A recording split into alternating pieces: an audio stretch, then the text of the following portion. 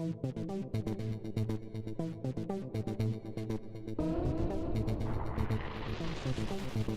think the industry is starting to catch up and realize the importance of we have to build security in. As software is prevalent in everything that we do, people are starting to realize that the vulnerabilities, that's where they are. People are starting to tie in that the applications and the software itself is where a lot of the vulnerabilities lie. And so I think that the realization of that is changing. I think the industry is changing with regard to software security as more companies become more mature about their development practices. There's a lot of pressure for companies to put their software, their product out to market from a competitive standpoint as soon as possible. And there is an intrinsic tug of war between getting a product to market and building it securely.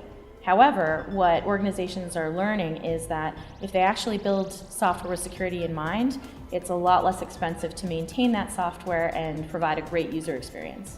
I think the industry is changing as it relates to software security, in that we're recognizing that after the fact, chasing the tail of the dog is not going to work. I mean, the point is that I always say that when you look at an event that occurs within security, we're always looking at it as a CSI situation.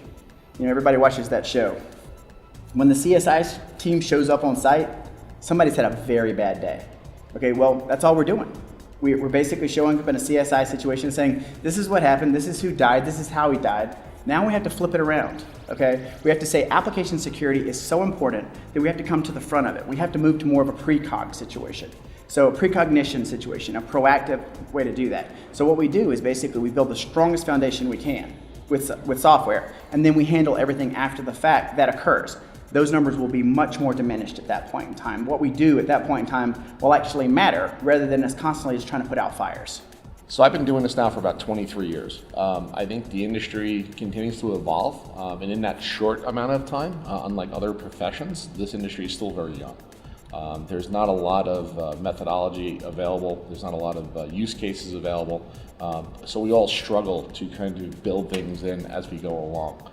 And the reality of it is that when there's new frontiers to be for people to go after, there will always be problems. Hence, a risk-based approach is extremely important.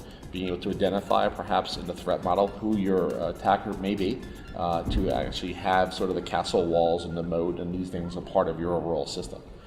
So as things continue to evolve, the complexity, make things simple, keep them as simple as possible, and understand that as they've been built, they should be built in the conversation that they will be compromised. So how will you then know or detect that things have been compromised after you build such widget? One of the things that I've noticed is there's an increase in awareness of the need for secure software. However, what I think still needs to happen is that awareness needs to mature into more of qualified people who are trained and educated, so that when they have to make business decisions, they don't make it in a silo without security in mind. They also make sure that security is an integral component of those business decisions. So I think taking people who are aware and just kind of know about it, to making sure that they're equipped with the right skills and being trained, but also educated from the standpoint of making the right business decisions.